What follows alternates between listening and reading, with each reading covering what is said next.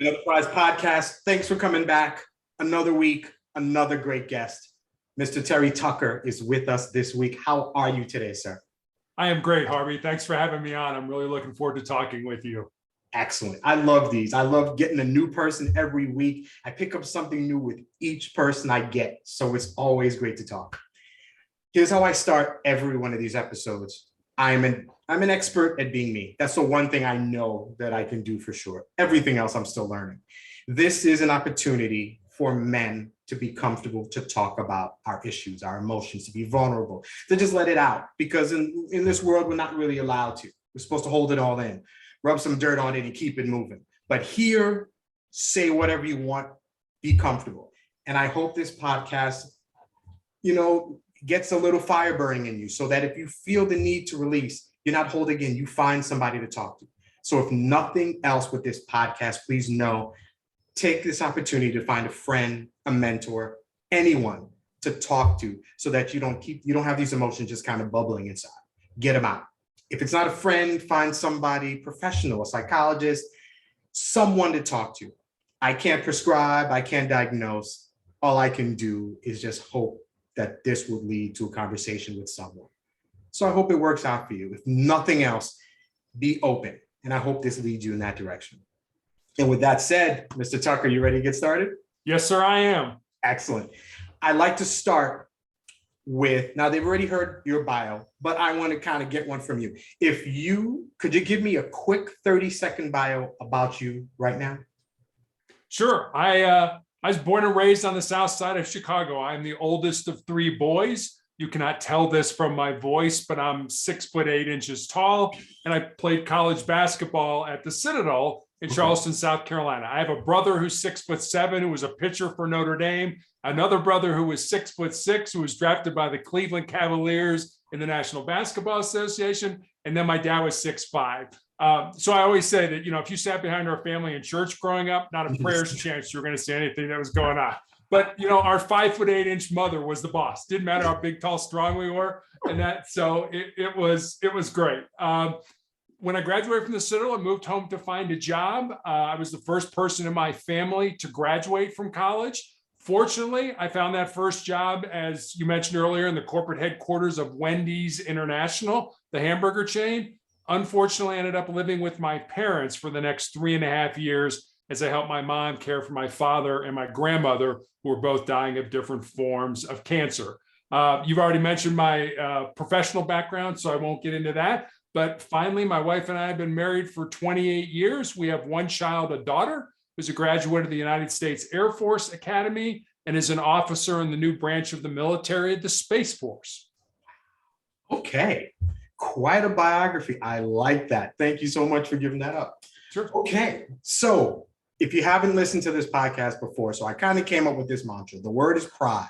And I took the letters from the word prize.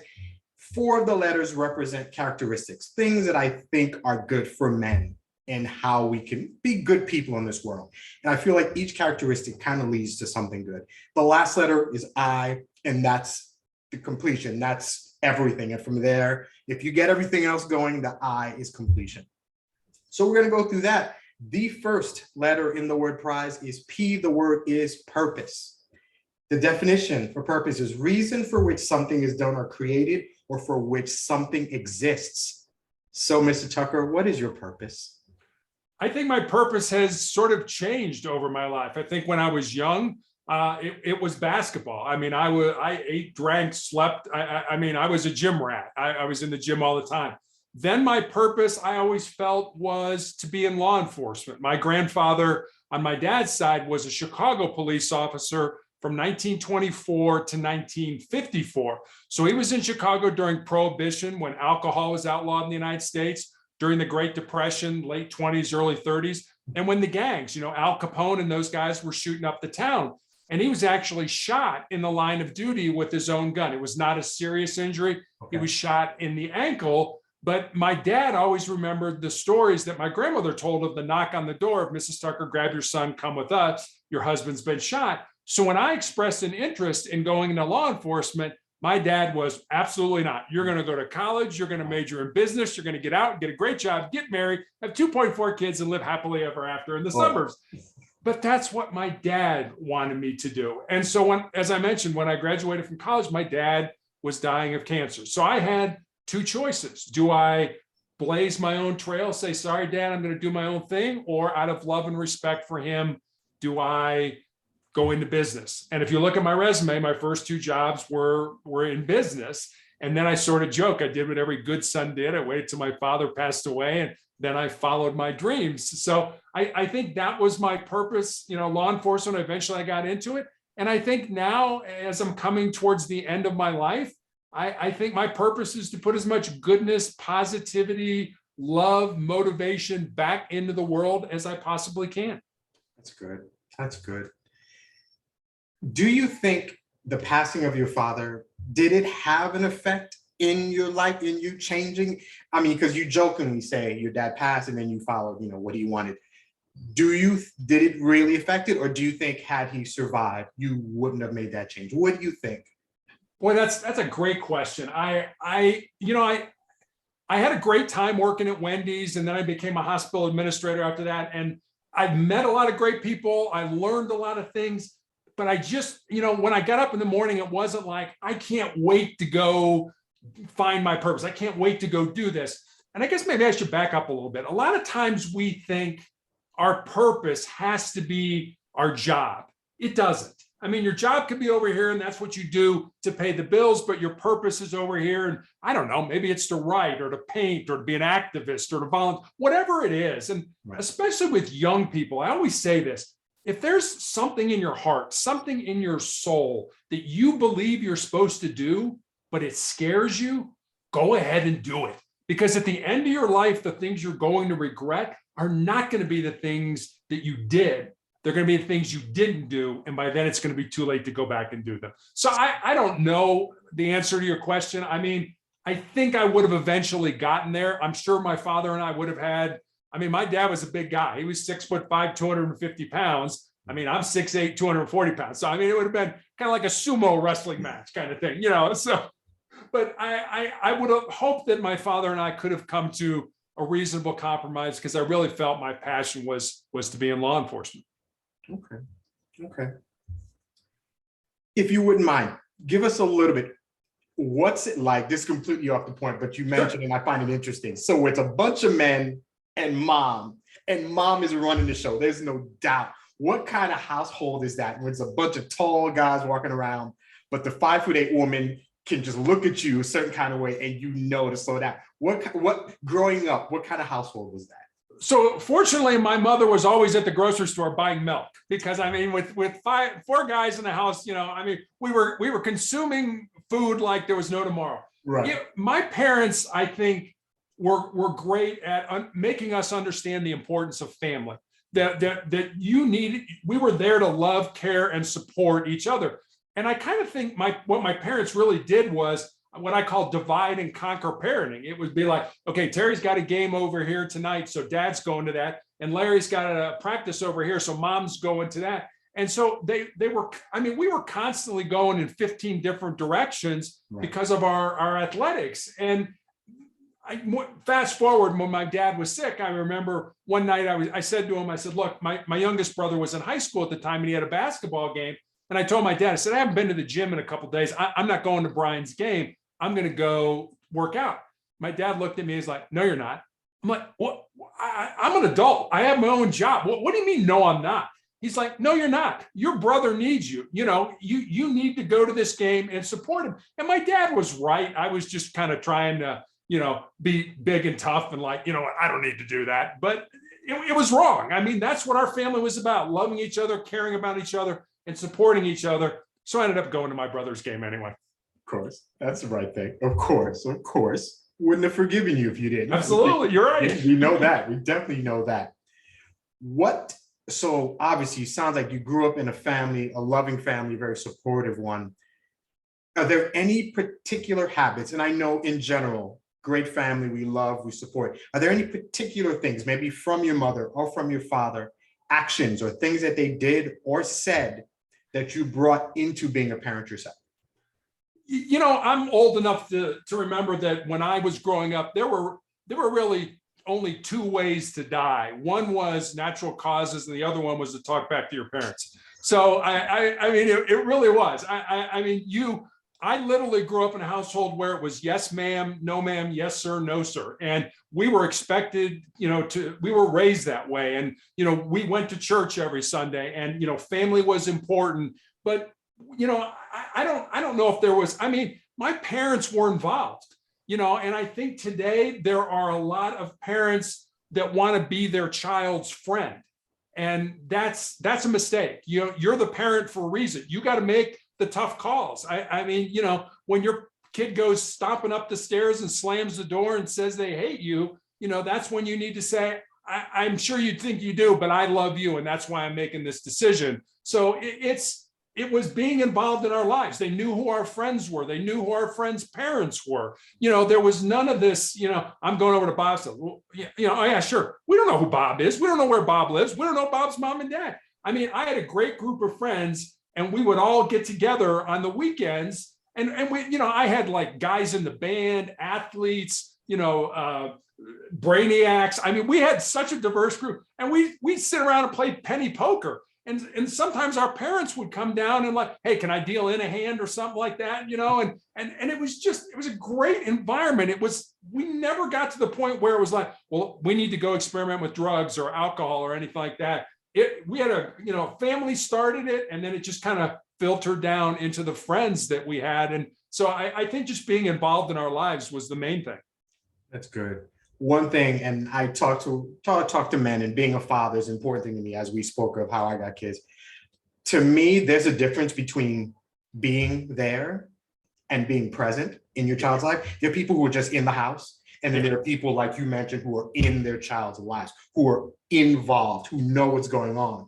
And I think it's imperative. That's kind of what I think my purpose is to, I mean, because I'm a stay-at-home father. This is what I do. This is the check I don't get. It's taking care of my kids. Right. But it's important that they know that I'm here. One of my kids, my daughter, my 15-year-old, is not happy with me right now, but it's okay. She'll be fine tomorrow. It happens, it's what it is. So as I hear you talking about that, I agree. And it feels like the fact that you grew up in such a great family environment allowed you to have the life that you've had. You've done so many different things. You kind of had the freedom to explore. I want to do this, and I'm going to do this instead.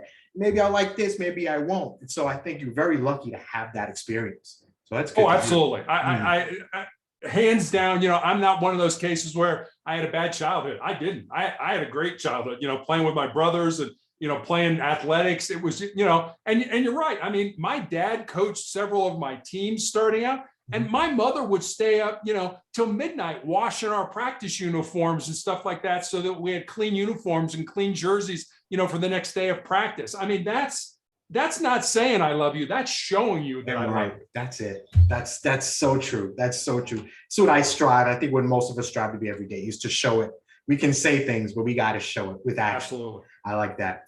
The next letter in the word prize is R. The word is resilience. The capacity to recover quickly from difficulties, toughness. So can you think of a situation, anything that kind of happened in your life where, you discovered a resilience that maybe you didn't know you had? Yeah, I would say it's been the last 10 years of my life. 2012, I'm a girls' high school basketball coach in Texas, and I have a callus break open on the bottom of my foot. And initially, I don't think much of it because as a coach, you're on your feet a lot. Right. But when it didn't heal after a couple of weeks, I went to see a podiatrist, a foot doctor friend of mine. Right. And he took an x-ray. He said, Terry, I think you have a little cyst in there and I can cut it out. And he did. And he showed it to me. And, little gelatin sac with some white fat in it. No dark spots, no blood, nothing like that. But he sent it off to pathology. And then 2 weeks later, I get a call from him. And as I said, he was a friend of mine. And the more difficulty he was having telling me what was going on, the more frightened I was becoming, until finally he just laid it out for me. He said, Terry, I've been a doctor for 25 years. I've never seen the form of cancer, the form of melanoma that you have. And because your cancer is so rare, I recommend you go to MD Anderson Cancer Center in Houston, which is probably one of the, if not the premier cancer hospital in the United States, maybe in the world. And so I did. And I had, the tumor excised on the bottom of my foot. I had all the lymph nodes in my groin removed. And then after I healed, my doctor put me on a weekly injection of a drug called interferon. And I took those interferon injections for almost 5 years. The side effects of the interferon were that it gave me severe flu-like symptoms for 2 to 3 days every week after each injection. Oh. So imagine having the flu every week for 5 years. And that wasn't a cure. That was just my doctor saying, we're trying to kick the can down the road. 2017, I had to stop the interferon because it became so toxic to my body that I ended up in the intensive care unit with a fever of 108 degrees, which usually is not compatible with being alive. Right. And as soon as I stopped it, the cancer came back in the exact same area on my foot. That necessitated my left foot being amputated in 2018. 2019 worked its way up my shin, 2 more surgeries. And then in 2020, an undiagnosed tumor kind of in my ankle area grew large enough that it fractured my tibia, my shin bone. And my only recourse right in the middle of the pandemic was to have my left leg amputated above the knee. And that was literally my wife dropping me off at the hospital. I could have nobody with me. I was the only surgery that day. My doctor had to get special permission to do the surgery. The positive side of having the leg amputated is now I get the handicapped upfront parking. So that's always a positive thing. But that's, I mean, these past 10 years have been just a lesson in resilience. You know, I'm even being treated now for tumors that I have in my lungs. So it's just one thing after another, with the understanding that, you know what, you can't quit. You got to keep moving forward. And that's, I'm not saying that as a, you know, as guys do, you know, we got to be macho and stuff like that. We don't. I have bad days. I mean, there's no S on my chest. I'm not wearing a cape. You know, I cry, I get down, I get, you know, I have bad days, but I just forget. I just don't let myself stay there, and I keep trying to move forward. Wow. Okay. Quite a story. Quite a story. And you are a lot more energetic than I think I would be. I would probably be pretty down in the dumps. So I applaud you. Thank you. Are you spiritual? I mean, you said growing up. I very much am. Yes. Okay. All right. Okay. That's interesting. Wow. Okay. How did that, you have one child, your daughter, right? You said you had one child? Yes. How did she take it? As much as you want to talk. No, I'll be happy to talk about it. She was 15 years old when I got cancer. And after I had my first surgery, I had to have a second surgery where they took out the lymph nodes in my groin and they closed the wound on the bottom of my foot with a skin graft. And when I went home from the hospital, I was offered pain medication, and the ride wasn't that far. So I said, nah, I don't like taking medication if I don't have to. So I needed to get in 3 steps from the garage into the house, and then 7 steps to a landing, and then 7 more steps up to the bedroom.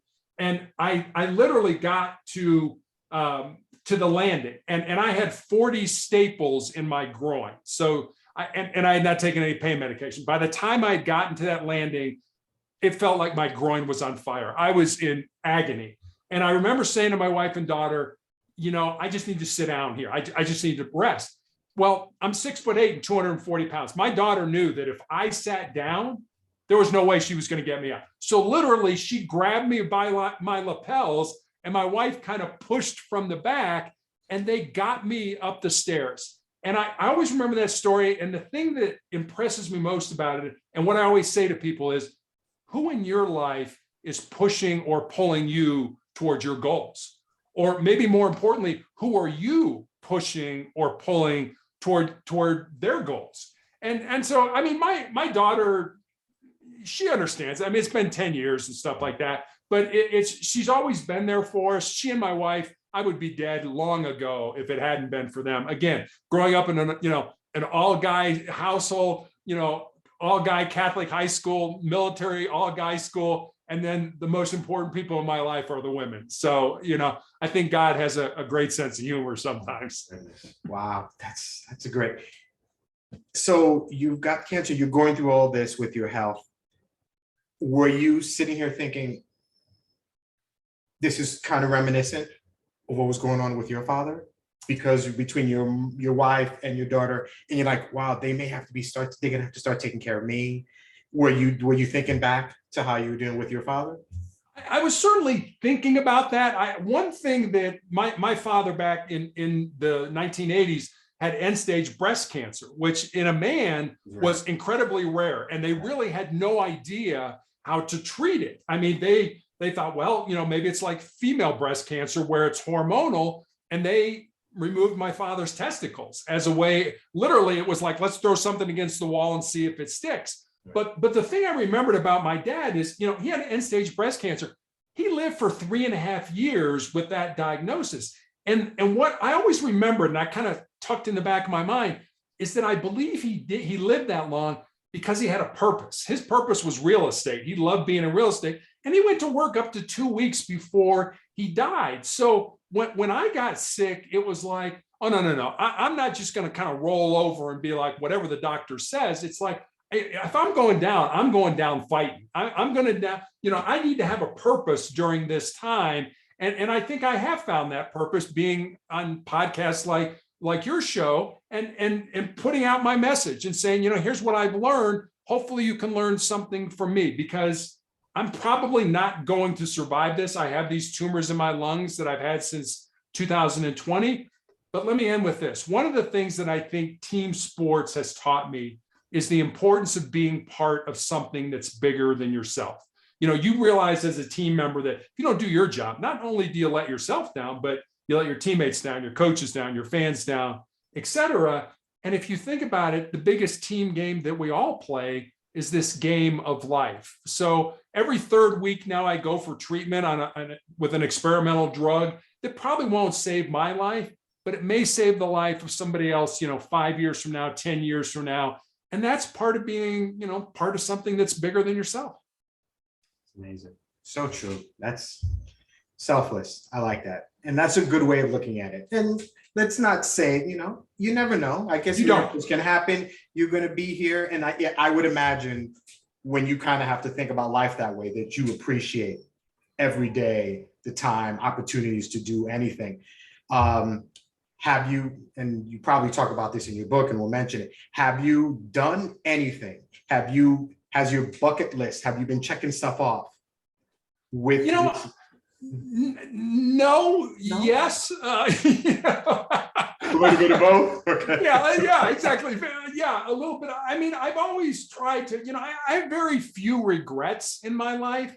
I mean, the regrets I have were times when I was selfish and my selfishness hurt another individual. But yeah, I mean, if you look at my resume, I've done all kinds of things. I've done the reason I felt I was put on the face of this earth, to do. And when I found out after I had my leg amputated and I found I had the tumors in my lungs, I went with my wife to the mortuary and to the cemetery and to the church, and I planned my funeral. And, I give talks in person and I go on podcasts and I talk about motivation and the need to keep moving forward.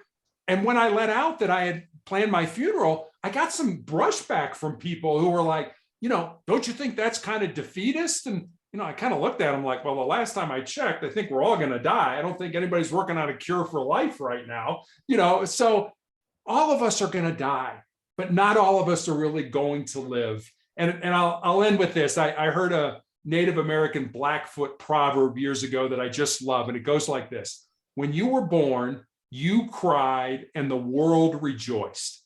Live your life in such a way so that when you die, the world cries and you rejoice. That's what I want. Wow. I'm going to remember that. I'm going to have to play this again and remember that. But thank you. I skip the I in the word prize. I go to the letter Z. The word is zeal. I love this word. Enthusiastic devotion. And I feel like we kind of answered this already, but let's do it again. What are you enthusiastically devoted to?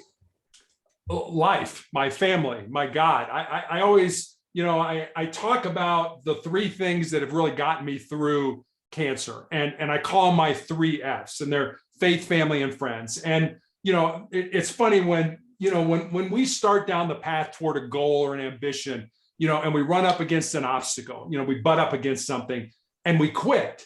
We're great, especially in the United States, about wanting to place blame.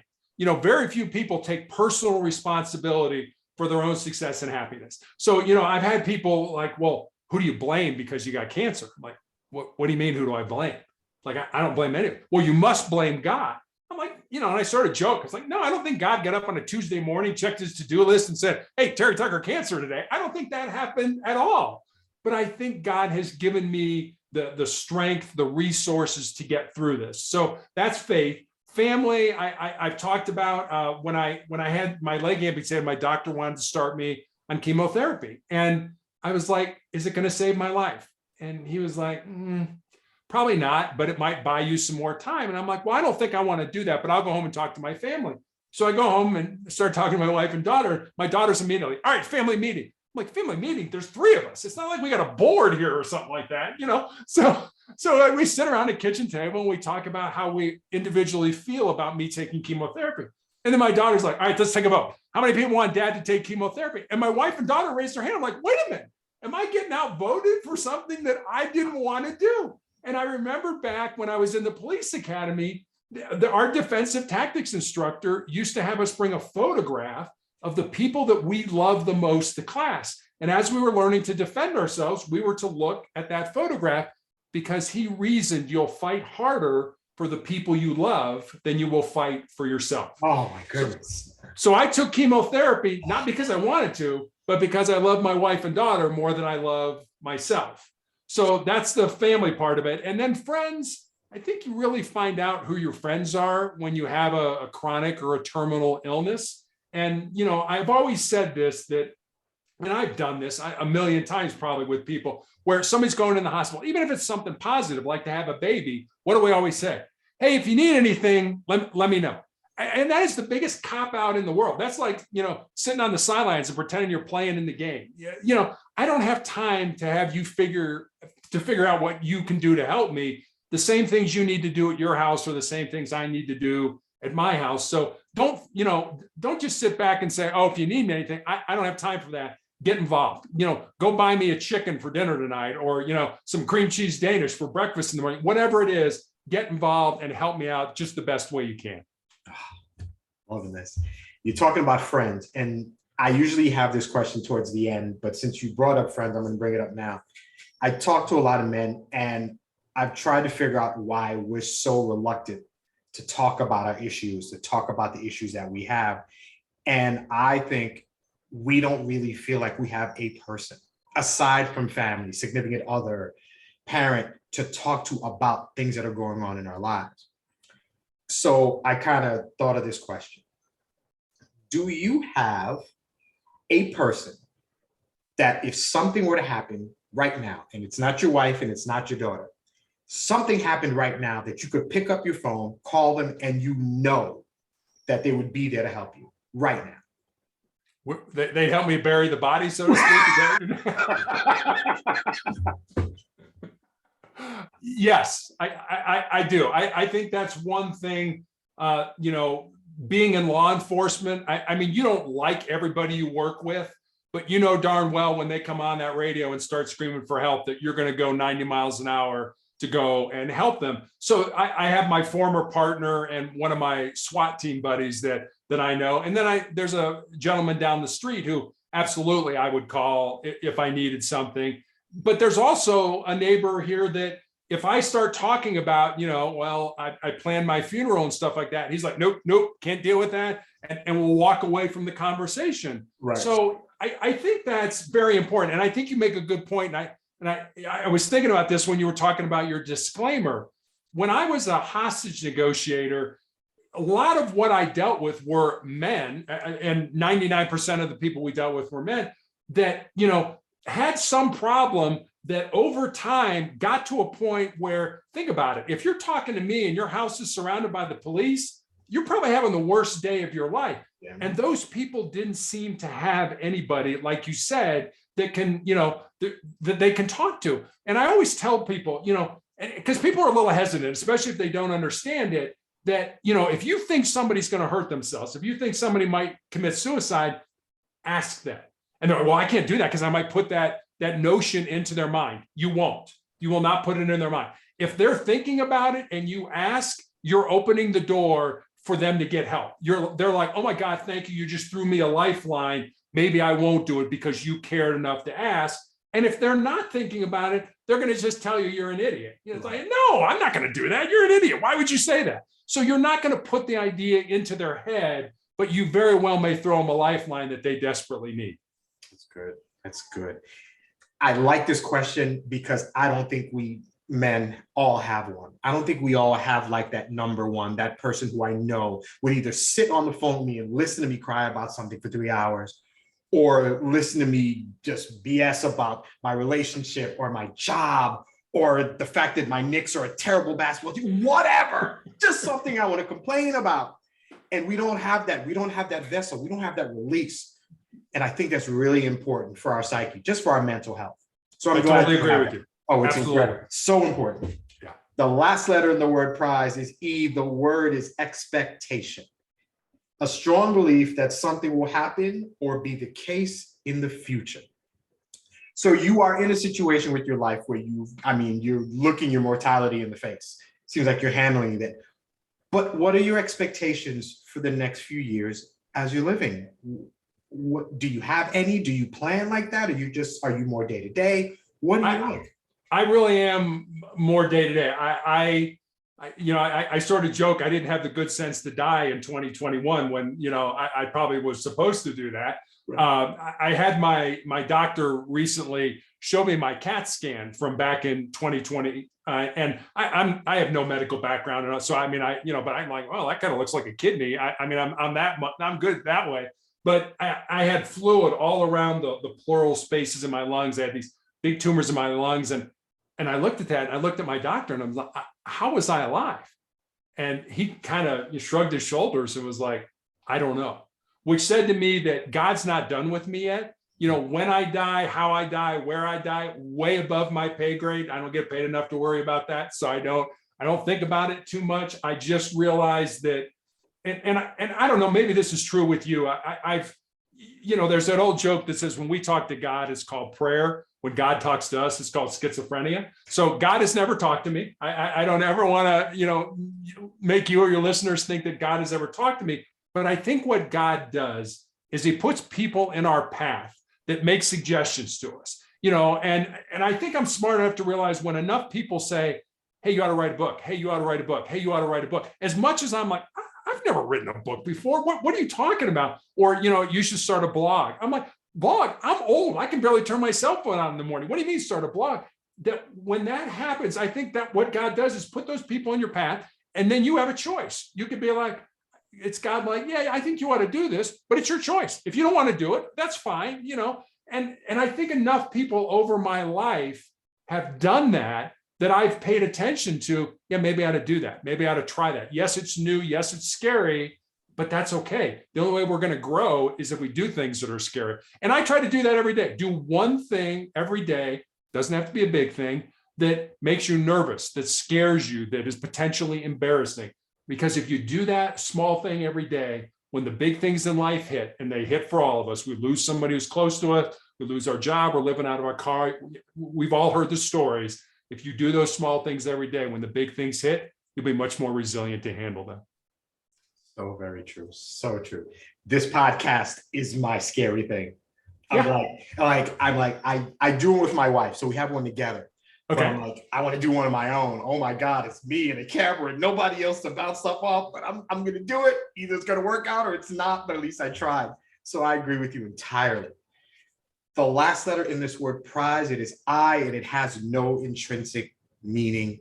What it represents is you in particular. So we take away the shackles, the titles. So when you're not a father, a husband, an employee, an author, a public speaker, a cancer survivor, all of these things, when you are at your core and it's just you, who are you? A child of God. I mean, if you think about the fact that a God who made us in his own image and likeness out of pure love, that God is pure love. God isn't like love. God is pure love. If you think about that, and he knew all the dumb, stupid, crazy, sinful things that I was going to do in my life and still love me enough to put me on the face of this earth, then as far as I'm concerned, I need to find my purpose in life, use my unique gifts and talents, and live that purpose to the best of my ability. And then when I've done that, hopefully he'll call me home. That's perfect. There's not enough to say. You covered that. That's perfect. I have a few questions that I like after. And by the way, thanks for answering the questions in this kind of mantra that is the Sure. product.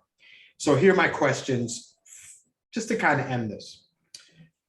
And these questions are interesting because you're in a little bit different situation from other men that I've spoken to. So I'm glad, I'll be happy to hear this.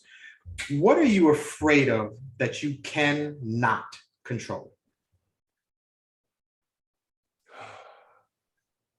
I am very much a type A control person.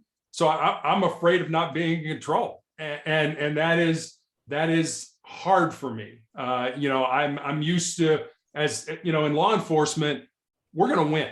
I mean, it doesn't matter whether we have to bring 500 cops to the scene, we're still going to win, and so I knew I had the backing of my brothers and sister officers. And so, you start to develop a mindset that in some way you're invincible or you can't be touched, but you can. And I used to talk to the police academy recruits when we would train. Every month we trained on the SWAT team as negotiators at the academy. And sometimes we get to talk to the recruits. And I used to tell them, they're going to spend 6 months teaching you how to use all these tools on your belt.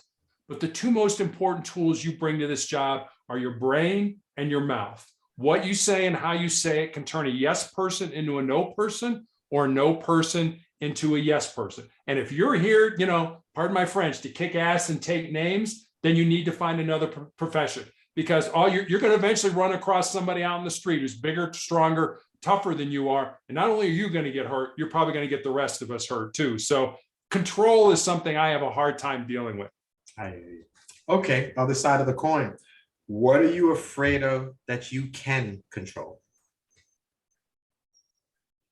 I think maybe, missing my purpose, that I can control what I choose to do. I mean, God is ultimately in control. But again, enough people said I should write a book. Well, I wrote a book. Well, I could have said, no, I'm not going to do that. So, I mean, I think that was part of my purpose. And if I hadn't done that, I'm afraid I'm going to miss one of those signals. I'm afraid something's going to happen. And man, I totally missed that one, and stuff like that. So I guess that would be my answer. Okay, good. I like that too. And my last question. One of the things that I realized with talking to men is that we have all this going on. The weight of the world is on our shoulders, and a lot of us don't have anybody to talk to. So we're in this constant state of just stress and pressure, all this going on. And a lot of us don't have an outlet. So whether it's to talk to somebody or anything. So as maybe somebody listening might pick this up, what do you do when you need to relax? How do you self-soothe? In all honesty, I do this. And my wife and I, we sort of have a kind of a running battle. I go for treatment for an entire week. As a matter of fact, I'm getting ready to start on Monday, and then I have 2 weeks off. And so it's a 3-week cycle for my treatment, and my treatment beats me up pretty good. Okay. And for me, what energizes me, what gives me that excitement is doing podcasts. And I've been very fortunate to have done probably over 400 podcasts all around the world, wow. Just telling my story and hopefully what people can learn from it. And so, there are days where I'll do 4 podcasts in a day. And my wife will be like, hey, that's crazy. You got to rest. You got to get your blood counts up. You got to do all this kind of stuff. Right. And I'm like, I get plenty of rest when I'm dead, So this is what energizes me. This is what gives me my purpose. And I can't imagine, sitting around and thinking about, well, man, yeah, you have cancer. Yeah, you're probably going to die. No, that would drive me nuts. This is what energizes me. This is what makes me feel important and like I have a purpose in life. It's amazing. That's excellent. So you've told us your story, which leads to, and I'm sold, and I'm sure anybody else who's been listening to you is there. Tell us about your book and where we can find you. This is your time. Tell us about everything. So the book is called Sustainable Excellence, the 10 Principles to Leading Your Uncommon and Extraordinary Life. And it's a book that was really born out of 2 conversations. One was with a former basketball player that I coached who had moved to the Colorado area where my wife and I live. And we had dinner with her and her boyfriend. And I remember saying to her one night after dinner, I'm really excited that you're living close and I can watch you find and live your purpose. And she got real quiet for a while. And then she looked at me and she's like, well, Coach, what do you think my purpose is? I said, I have no idea what your purpose is, but that's what your life should be about. Finding the reason you're put on the face of this earth and then living it. And then the second conversation was with a young man in college who reached out to me on social media and asked me, I don't think I'm any expert, but he said, what do you think are the most important things I should learn to not just be successful in my job or in business, but to be successful in life? And I didn't want to give him the, get up early, work hard, help others. I wanted to see if I could go deeper. And so I started to take some notes, and eventually I had these 10 ideas, these 10 thoughts, these 10 principles. And so I sent them to him. And then I sort of stepped back and I was like, well, I've got a life story that fits underneath this principle, or I know somebody whose life emulates that principle.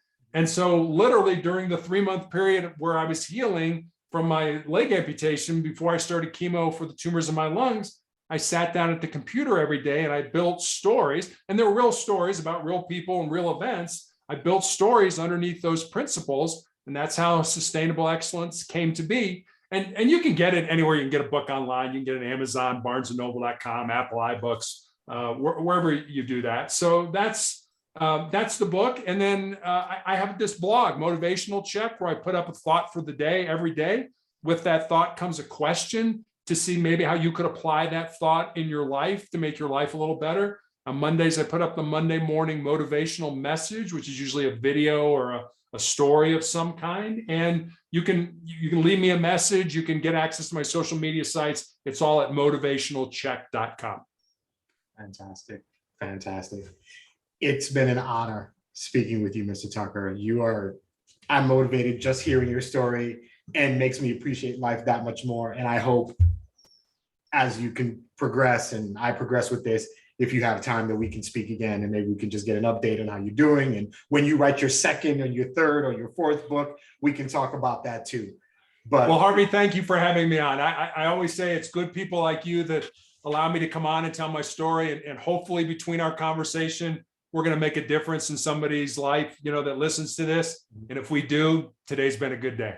Definitely has. And I know somebody is going to be changed for the better with your words.